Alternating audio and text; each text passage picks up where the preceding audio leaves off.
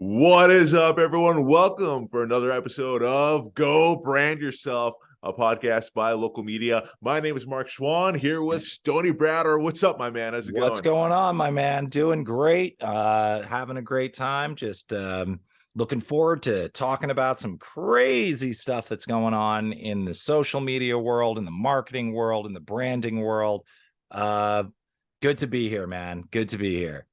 Crazy stuff. You look like your sleeves are I'm rolled up, ready I'm to fucking go. ready, bro. Like I am ready. Like I'm ready to talk about ChatGPT. I'm ready to talk about the Chinese spy balloons, like anything and everything that's been crossing social media, man. I'm ready, dude. Like it's been a really crazy couple of weeks in the news, in social media space in general. Let's just jump into it, man. What's been going on? What's come across your desk? I feel like social media kind of lives in the crazy, doesn't it? It Like is crazy. it always has been. I mean, like you see the most ludicrous stuff on there, and every year I think it's crazier and crazier with conspiracy theories, with like these videos are they not real? Like Yeah. it's Yeah. pretty, and now like anyone could be verified, so you don't necessarily know. Like someone who could say like, oh hey, this person's verified, so it must be true. But then you look and see it's a person paid for Twitter Blue, and they really live in their mom's basement, so you have no idea. They have no idea. Anyway, Nah. no, let's dive into some stuff. It's like $5 or $10 a month to get that authority. right. I mean, you know, I'll be completely transparent here. I did pay for Twitter Blue for myself as an experiment for other clients here, not for the vanity Okay. of All the blue right. check, not All for the right. vanity Yeah. of No, that. no, no, no. You love that blue check mark. Don't lie. I You don't. love that I blue really check. don't. I would appreciate better if I actually earned it. I'm someone that I like to earn what I get, right? The blue 100%. check mark means nothing to me. Like, I'm a firm believer, whatever, because a lot of social media, right? It's ever flowing, it's ever changing. Like week by week is something new. Nowadays, day by day, it's something new. But I'm a firm believer, like, if I'm going to experiment something, and I'm a firm believer in social media, you have to experiment with different things. I like to do it on my page first before I do it for a client. Yeah. You know what I mean? 100%. 100%. You have to test your own theories on yourself. You're like a mad scientist, basically. And before you cure cancer, you need to test the vaccine on yourself. That's just the bare minimum of mad scientist slash scientist rules. You test it on yourself before you infect or wrongly infect your clients or your test subjects. Right. And society in general.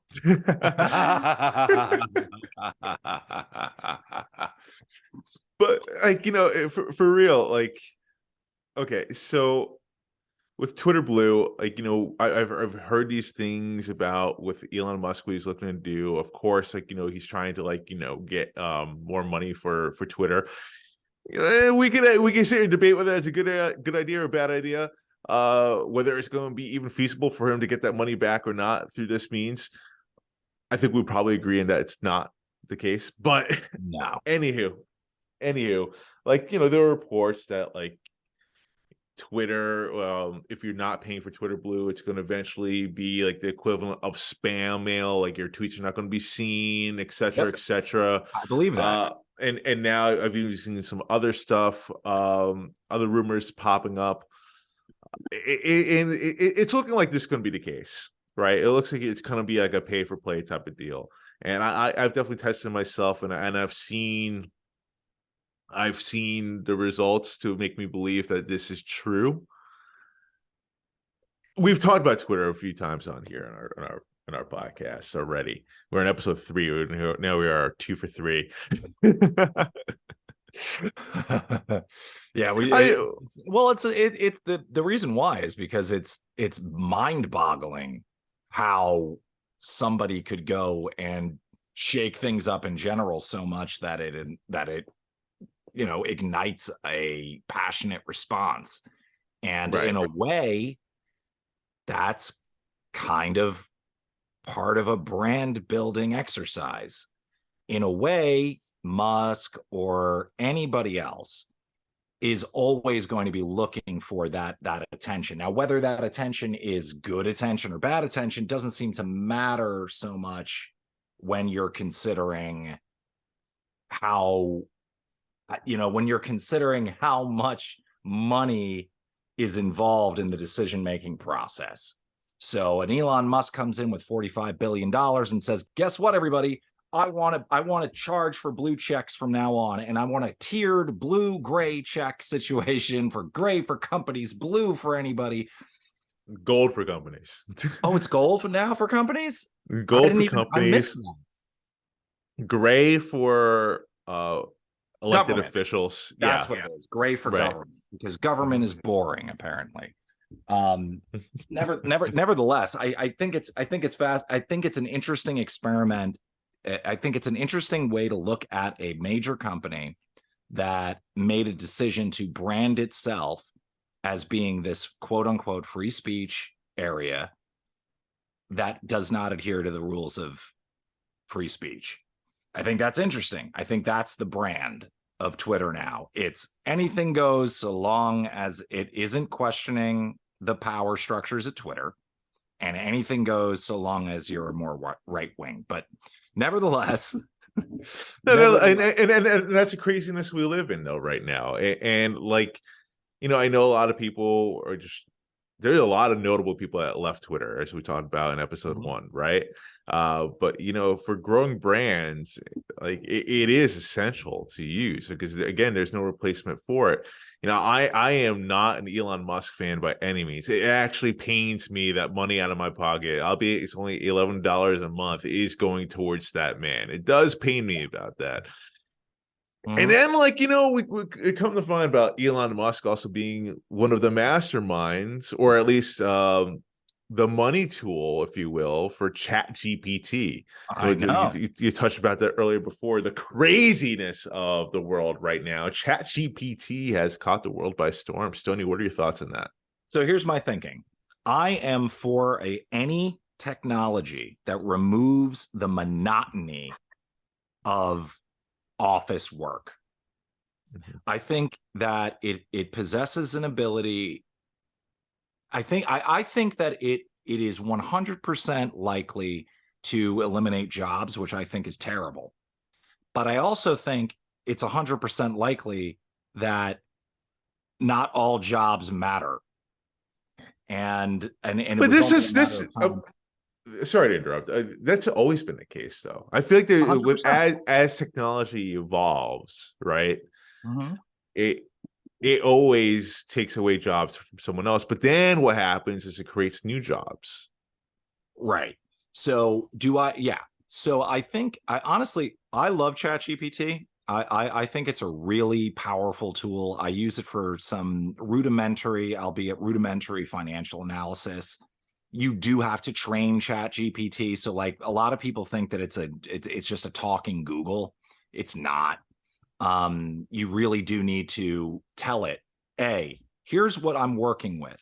B, here's what I expect from what you can. Here's what I want. B, here's what I want. And C, here's what I want to come across as. And then it'll do it.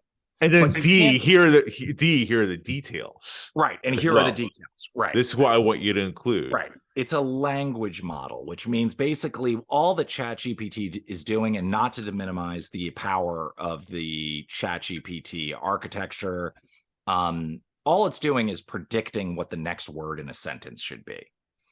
I can't make that do that. I can't make a program do that, but they did. OpenAI did. So as far as its effects on social media, I am a bit concerned that both social media and the internet writ large is on the course of just being all AI generated content, straight copy. Just you're selling some earbuds and ChatGPT wrote the thing. That's somebody's job.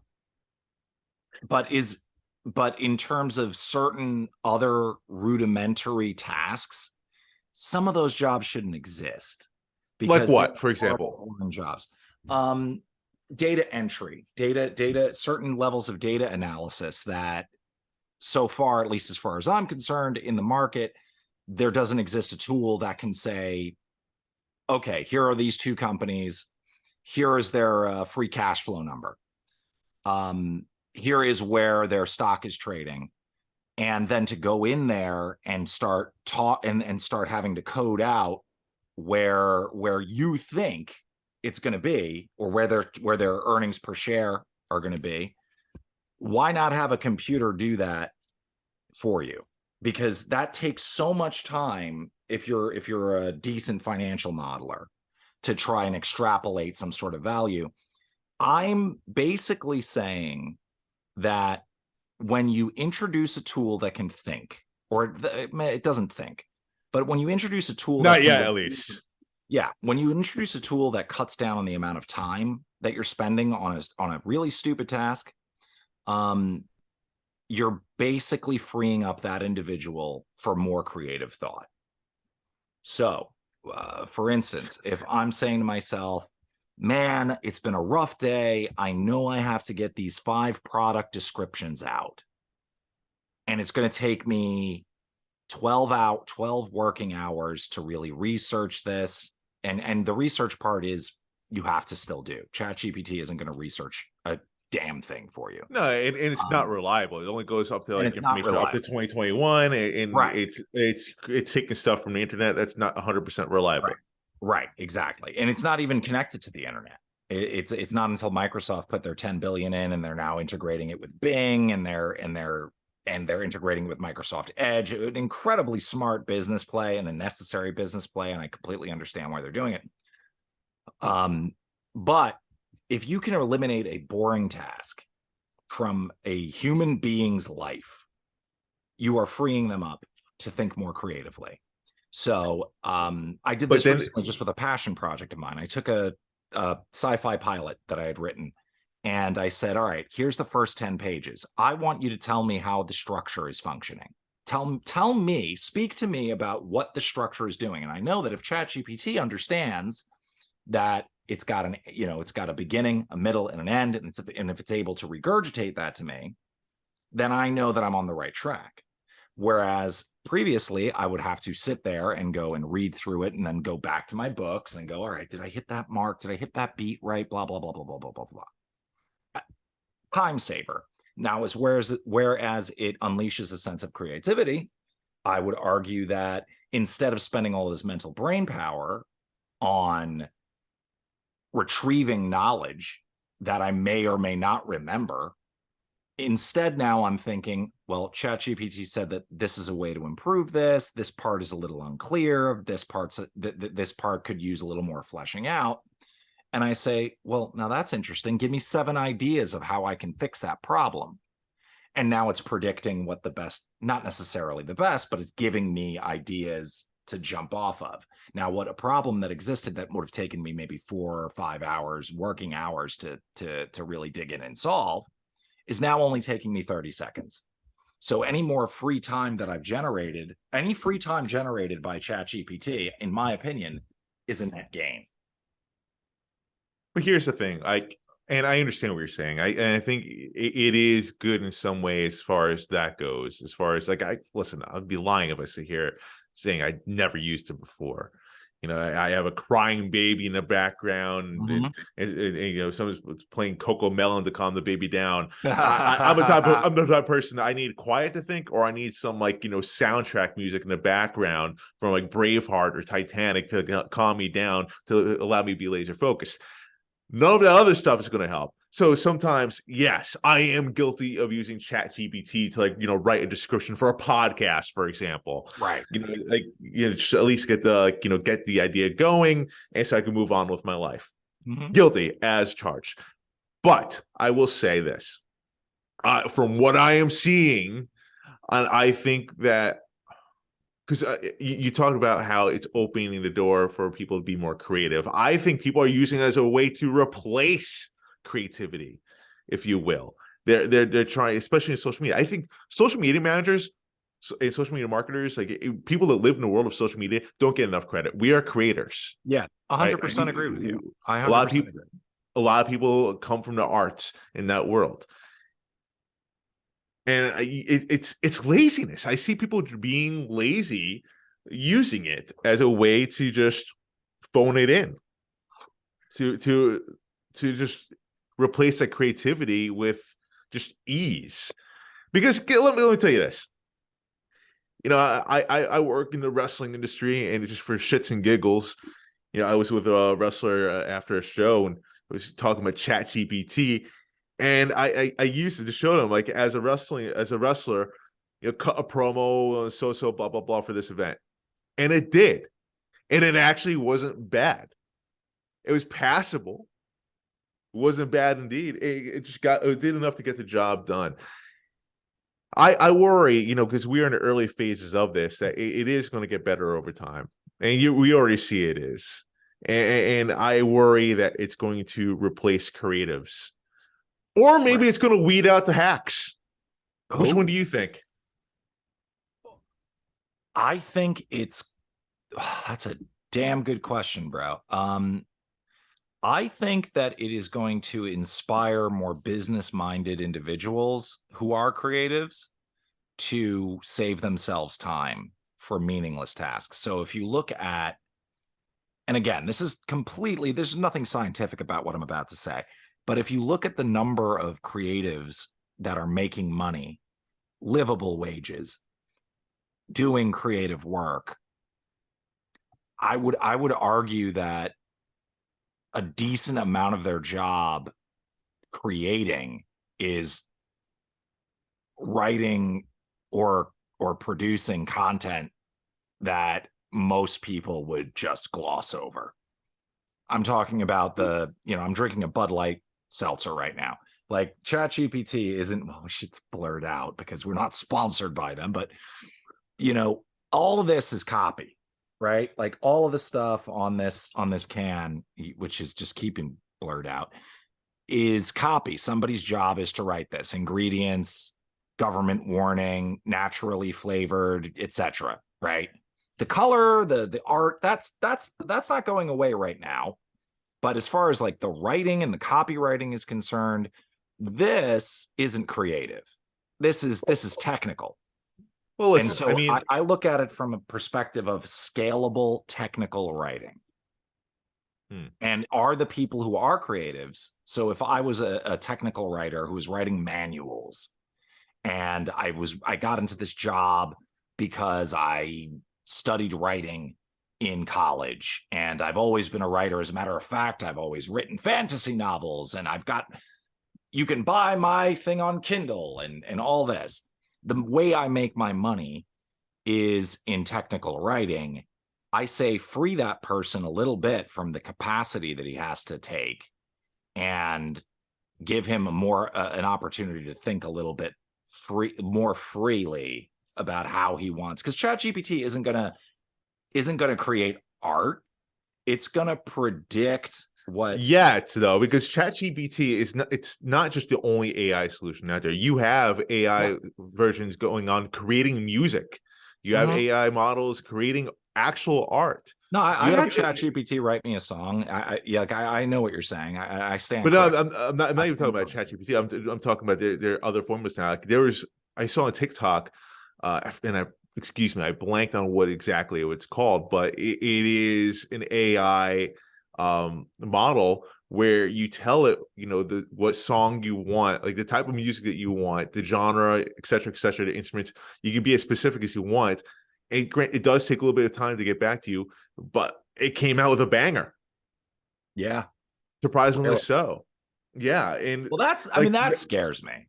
That so scares. that's where we're at right now. It's just I worry that it's going to take over creative jobs when we are naturally creative people. I think Well, how many? I mean, I'm sorry to interrupt you, but go for it how many creative jobs exist? more than you think. I Right? think more than you think. Right? Like, but I I mean, just guess. look at the credits for a Marvel film. It Okay, goes so on all right, all forever. right. That's a fair. I think that's a fair point. how And many I'm of not those even just people are talking just in the actually cinema. in, but how many of those people in the credits for a Marvel film are actually decision makers that have the ability to, say this is my art part? I don't know. I'm asking it in good faith. I just don't know. Like I'm looking at this. I guess I'm taking this from a corporate perspective where I say, all right, I've got my social media marketers, I've got my marketing strategists, I have my branding specialists, and I have and I have my CFO and my CMO. And then the larger you That's get in corporations, they become all departments. You know what I mean? right, Like right, right, they're teams of people. right. Yeah. I mean, you've definitely given me you've definitely made me think about this because it's a tough question, man. Like I don't know. All right, so let's take it from this perspective. I don't know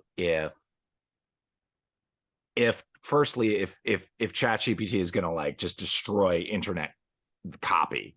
Like I don't like if I'm buying something online, I'm looking at the product description. There's nothing about a product description that I find particularly creative.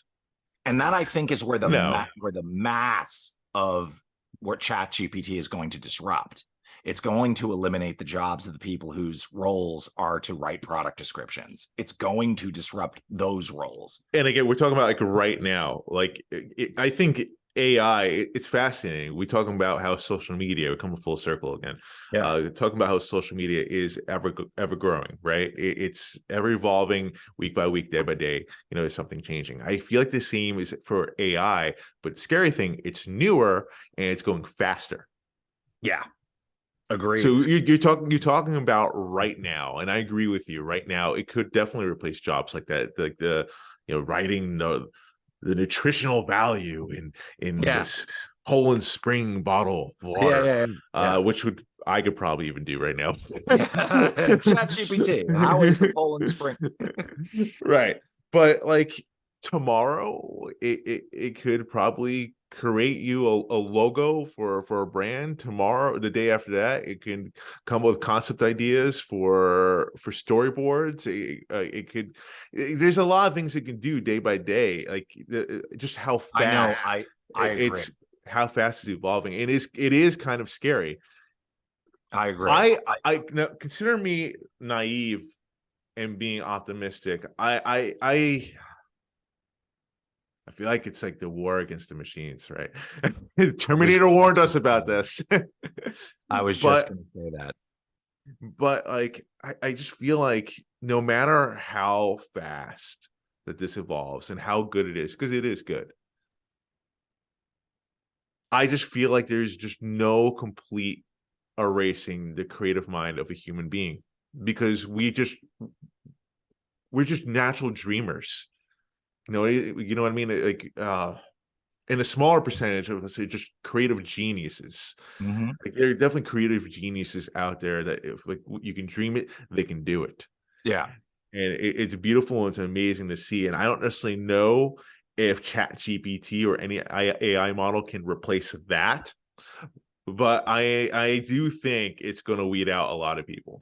You already see it, like people just going into the lazy route, just typing it in, just posting it up, Yeah. um, which is sad to see. But then it just tells you who you really are and tells you, do you really like this? Do you really want this? Do you really enjoy it? Are you as good as you think and say you are? And it Oof. separates you from the top level. You're always pushing That's yourself to be scary. creative. That's scary. So I I take your point. I think I think it's scary to contemplate a machine that replaces the spirit of humanity. I think that's scary. Uh, That you just pointed right there. The spirit of humanity is creativity, I think. yeah. Oh no, 100%. When we're Yeah. like human beings, we came from the muck and the ooze, and then we're like, we want to go to that white rock in the sky, and we figured it out. Just think about like the Renaissance movement. You think about like the playwrights, the legendary playwrights, like Shakespeare. Can you imagine Shakespeare having to compete against ChatGPT? Oh my Seriously? God. Oh my God, that would be hilarious. Like I was playing around with ChatGPT and I was like, write me a scene written as Shakespeare, and it was able to do it. Um, I mean, I'm not a Shakespeare specialist or anything, but it seemed pretty. I'm just saying, Yeah. it's just insane. Despite anyone's feelings about Shakespeare, because I know you love him or hate him, we all admit, like, he was a major influence in the arts, Mhm. especially theater. Yeah. Oh, 100%. Can can any AI model, as advanced as it could be, can really compete against that? I would say no. My money would be on Shakespeare every time. I would put my money on Shakespeare, of course, But especially in current eh, state ChatGPT. but I've, I've yeah.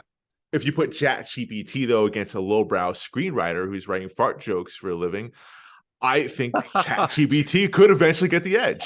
So then I guess what you're saying, I think I agree with what you're saying. It's that it might just separate the wheat from the chaff. I think that's what this is. I think it's a reckoning in some way that will prove, if you're freeing up your mental capacity to do more creative work, then where's your creative work?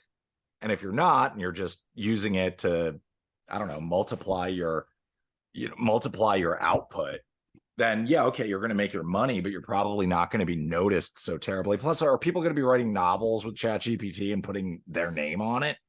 I don't. Who knows? Who knows? For shits and giggles, I had it write a short film. It was awful. Right. It was awful. I had it write a scene for a pilot I was working on, and it was god awful. It was so fucking terrible. It was. I read it and I was like, okay, congratulations, you remembered my characters' names. The rest of it, though, and I had trained it too. I said, okay, here's a scene with these characters. Here's another scene with these characters. Write a scene that helps explain this theme. And it was like, here's some exposition. Here's some exposition. Character B, I agree with your exposition and your exposition. Hey, oh my Isn't it god, it was. funny how exposition is? It was insane. And I was like, oh shit, I think I'm really. I think I broke it.